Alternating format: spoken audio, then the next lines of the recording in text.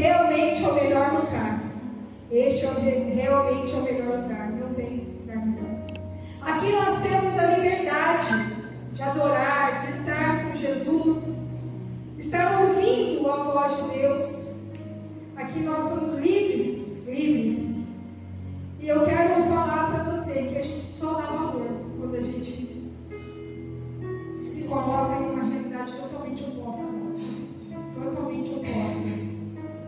E eu quero expressar a minha gratidão a Deus por morar no Brasil. Eu quero expressar a minha gratidão a Deus por ter essa igreja aberta. Eu quero expressar a minha gratidão, porque vocês sabem que eu estive nas 7 igrejas da Ásia e na ilha de Patmos, na Grécia, onde João recebeu a revelação do Apocalipse. Eu falo para vocês que eu nunca mais vou ser a mesma. Eu nunca mais vou ser a mesma. Eu fui uma Janaína, estou voltando outra. Estou voltando uma Janaína que tem uma visão totalmente diferente das nações. E Deus quer falar com o Ministério Transbordar, porque não é à toa que o pastor Beethoven está vindo para cá. Na semana que vem vai estar falando. Deus quer nos alertar como igreja. Deus quer mudar a nossa visão. Deus quer mudar. Nós achamos que nós somos perseguidos, que nós temos, que dificuldade de chegar no culto. Passamos por lutas. Literalmente nós não temos lutas. Literalmente nós não temos dificuldade. Nós temos desculpas. Desculpas. Aquele povozinho. Lá na Ásia, aquele povo, ali naquele pedaço da Europa. Se vocês não sabem, Istambul, ali a Turquia, é o único país que pega 2 continentes.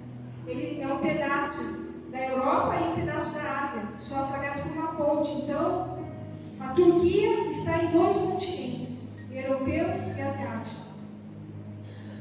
E eu quero falar para vocês que ali nós não podemos orar em público. Ali é uma perseguição.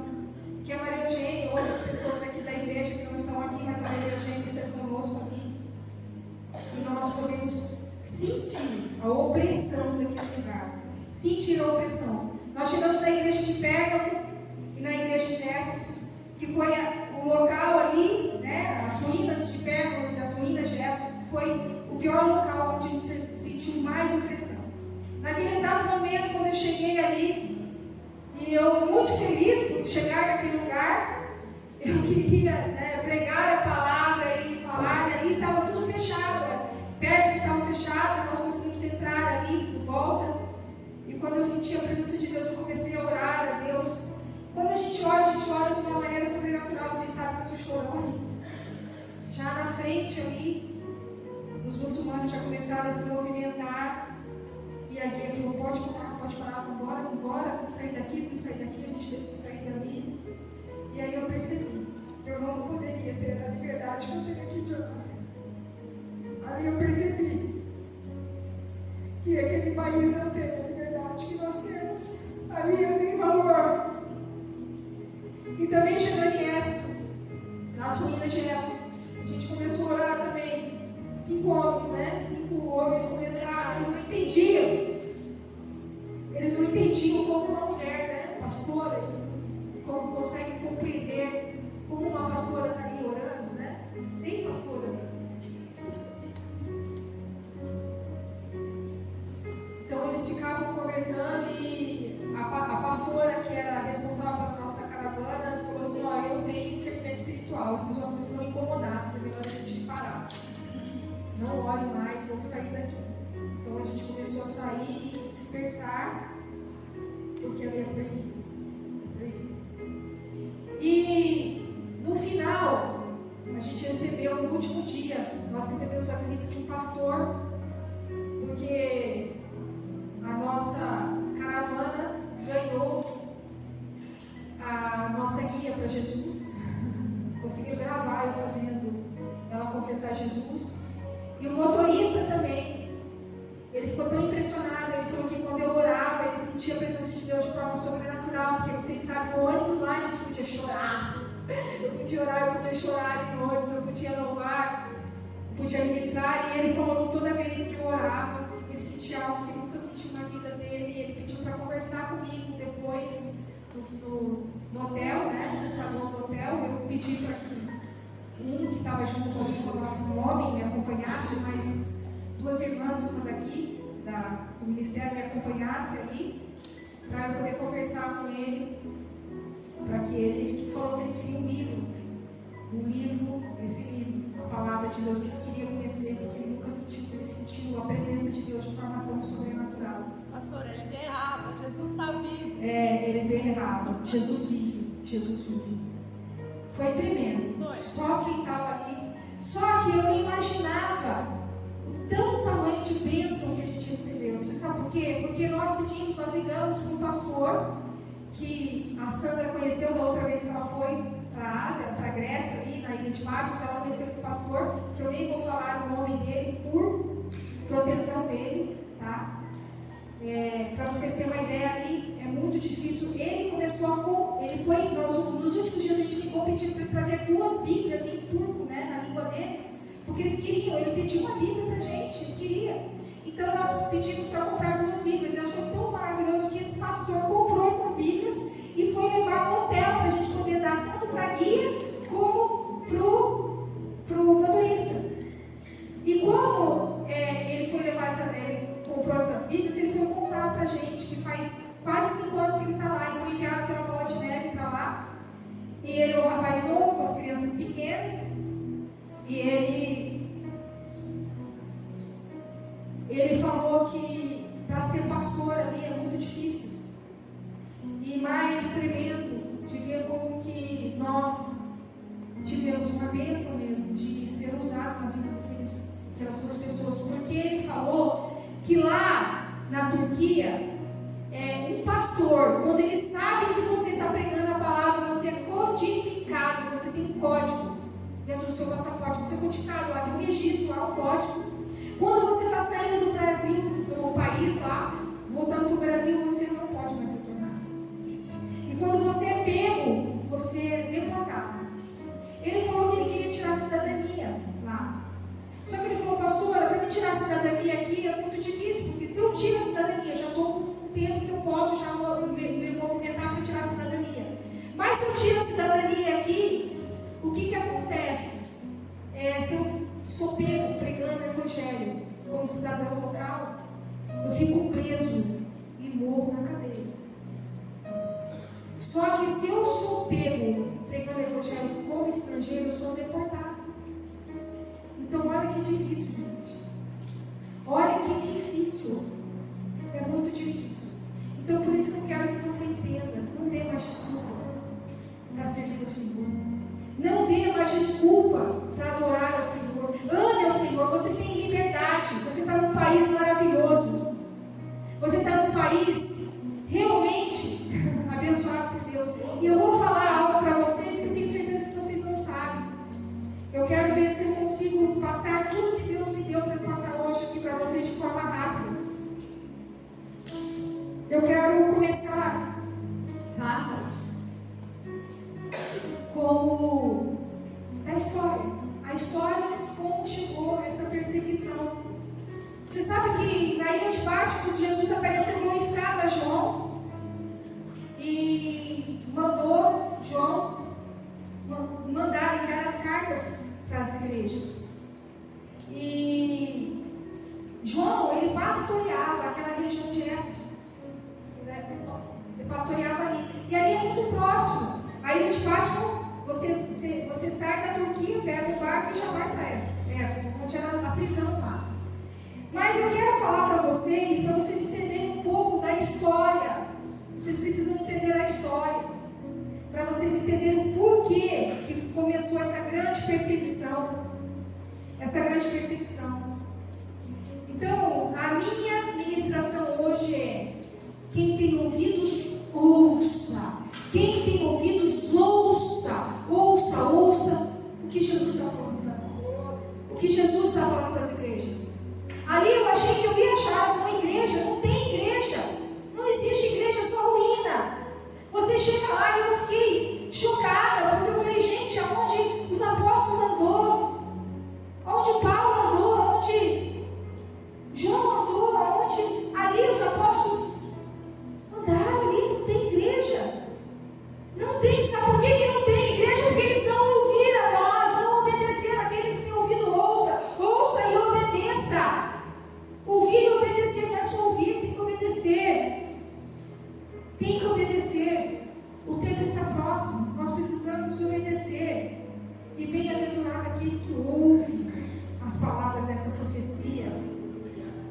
vocês abram Apocalipse 1, do 1 ao 3.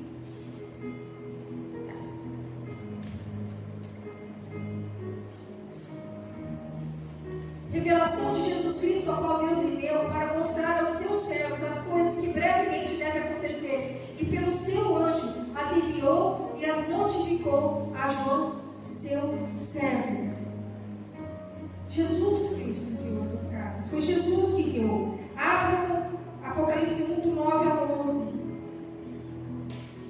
Eu, João, que também sou vosso irmão e companheiro na aflição e no reino e paciência de Jesus Cristo, estava na ilha chamada Patmos por causa da palavra de Deus e pelo testemunho de Jesus Cristo. Eu fui arrebatado no Espírito no dia do Senhor e ouvi detrás de mim uma grande voz como de trombeta, que dizia: eu sou o Alfa e o Ômega, o primeiro e o derradeiro. O que vês, escreve no livro e envia 7 igrejas que estão na Ásia: a Éfeso, a Esmirna, a Pérgamo, a Tiatira e a Sardes e a Filadélfia e a Laodiceia. Jesus manda ele escrever no livro. Ele alertou. Jesus alertou. Jesus está nos alertando. Jesus está nos alertando aqui. Mas eu quero que você entenda como que João foi parar nessa prisão. Por que João foi parar nessa prisão? O porquê? Qual o motivo que ele foi parar? Por que foi tanta perseguição? Eu quero falar, a igreja primitiva começou a sofrer perseguição absurda desde que Nero, o imperador romano, no ano de 54 da era cristã, tornou-se imperador. Quando Nero tornou, a perseguição começou a aumentar. Um homem louco, Nero era um homem louco que mata a sua própria mãe. Em 64, uma tragédia aconteceu. A cidade de Roma foi tragicamente incendiada. 7 noites e 6 dias de incêndio. De 17 de julho de 64 a 24 de julho de 64. Quando o incêndio acabou, foram destruídos 10 bairros e sobrou 4 bairros de Roma. Nero assistia esse horror tocando lira. Olha que horror. Ele via esse incêndio e tocava lira, de tão louco que ele era. Ele colocou fogo em Roma e culpou os cristãos. Ele colocou fogo e culpou, foi eles, a culpa é deles. Pensa. Foi daí que começou essa perseguição. Porque tinha culpado, né?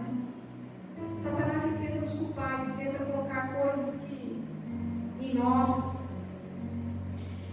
E ele fez tocha humana, pegou os cristãos, colocou em poste e fez tocha humana. Ele crucificou, ele martirizou, ele matou. Você sabe o que é isso? Qual é essa perseguição? Não tinha mais madeira, ele crucificava os postes. Então essa perseguição começou de forma horrível. Em 66 explode a guerra judaica. Eles se rebelam contra Roma. Os judeus se rebelam contra Roma. Não, nós não somos culpados. Nós não vamos aceitar isso. E mandam o general Tito para controlar essa guerra. Em 68, Nero é deposto e comete suicídio. Ele é deposto e comete suicídio. Nero, esse que mentiu contra os cristãos. Ele comete suicídio. Em 70, a rebelião em Israel.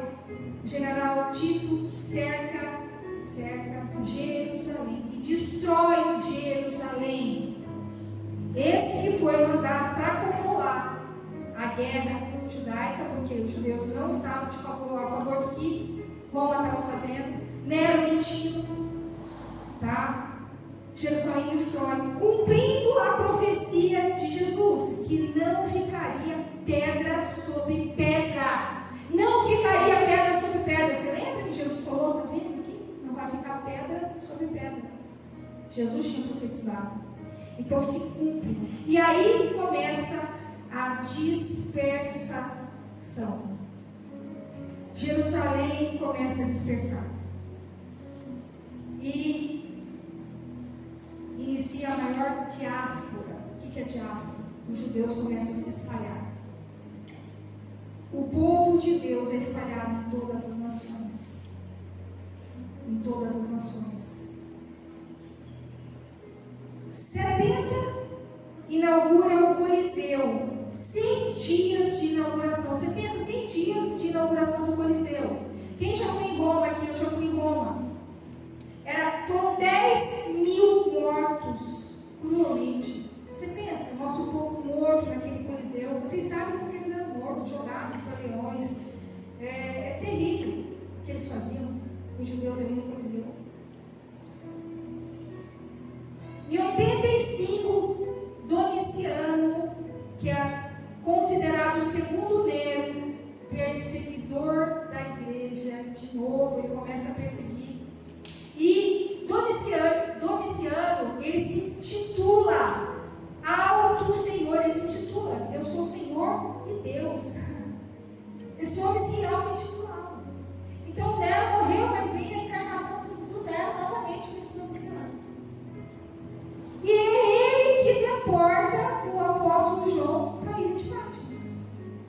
Então você precisa entender como que o apóstolo João foi deportado para a ilha de Patmos. Foi por causa disso, por causa da perseguição. A perseguição ao povo de Deus. Com mentiras, quantas calúnias a gente sofre também, a gente de forma sutil aqui. A gente de forma sutil, nós sofremos, esse povo sofre demais lá. Então aí começa, e Jesus começa a falar. Você sabe que quando um homem de Deus, Domiciano, quis calar a voz profética, quis calar a voz de Jesus, quis calar a voz de Deus, mas eles fecharam aprisionaram João ali. As portas da terra, do mundo foi fechada para João, mas as portas dos céus foram abertas. As portas dos céus foram abertas.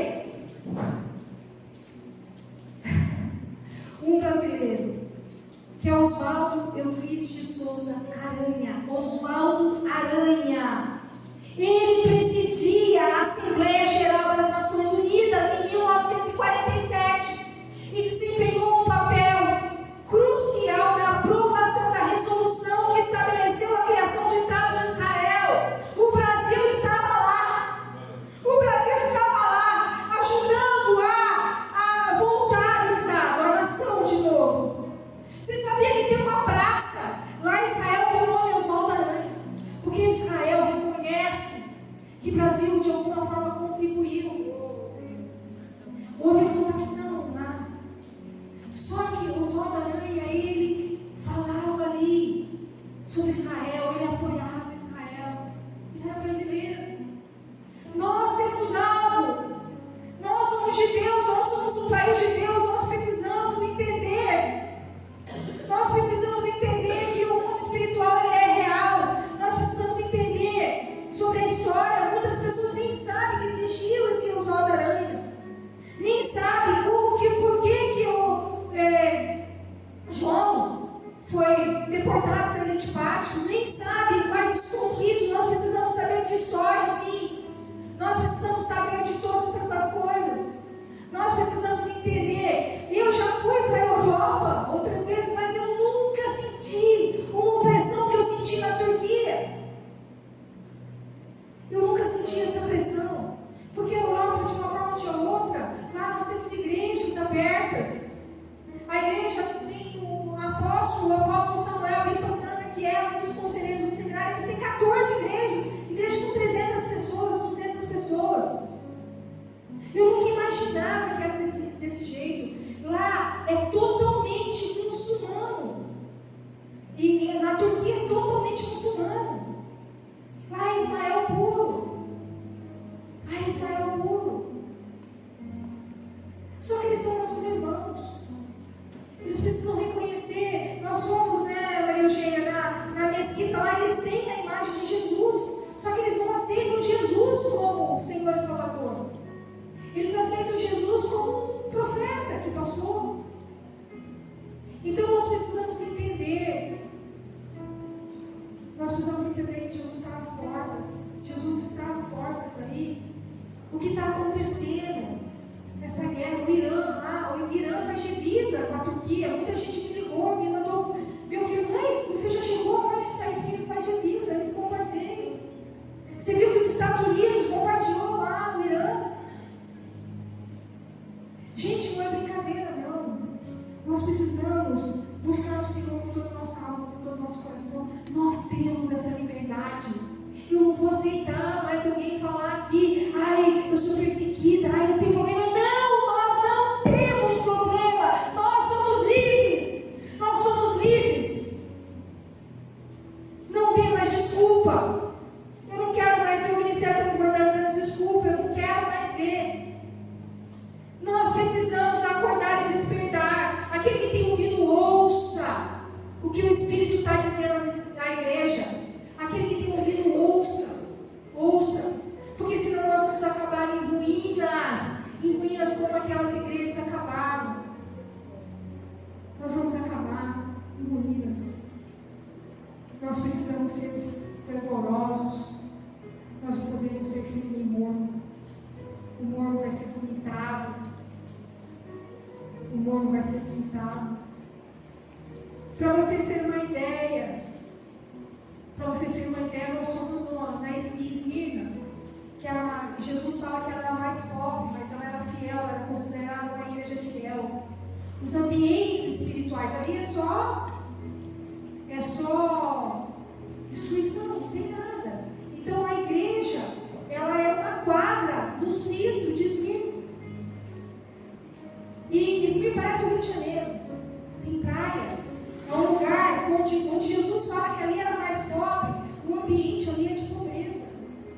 Tanto que foi um lugar que eu tive muito medo. Eu falei, gente, eu não quero nem ministrar lá. Vou ministrar aqui em ônibus.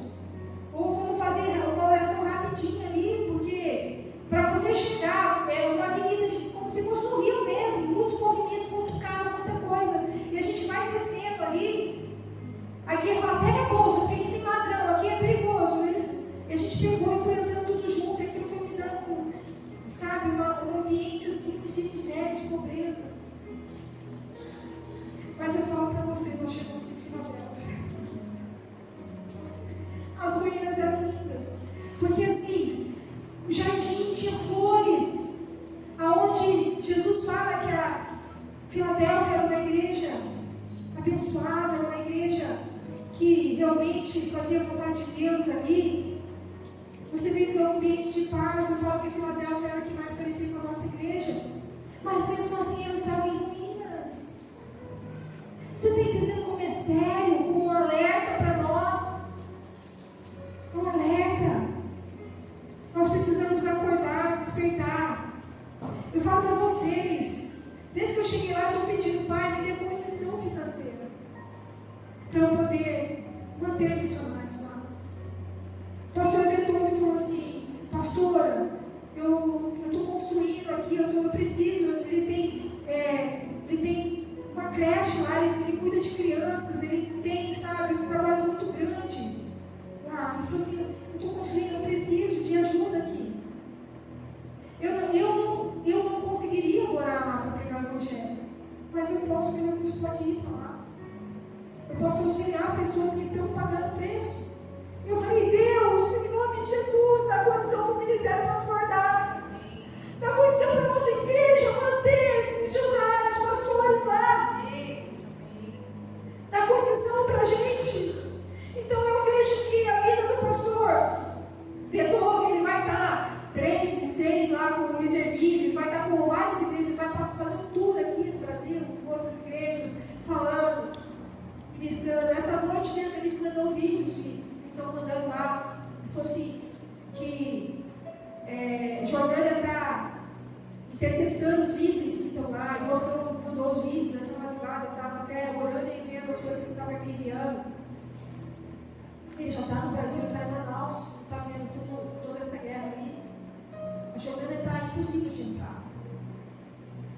Israel também. Mas eu quero falar para vocês. Eu quero que vocês entendam o tão abençoado que nós somos. Que vocês parem de murmurar, que vocês se levantem para fazer a obra. Que vocês falem assim, eu não vou descansar enquanto eu trazer uma pessoa. A pastora Vanete perguntou, levanta a mão se tem um visitante. Tem um visitante aqui. Culpa de quem? Será que é minha culpa? Será que é culpa da pastora, do pastor?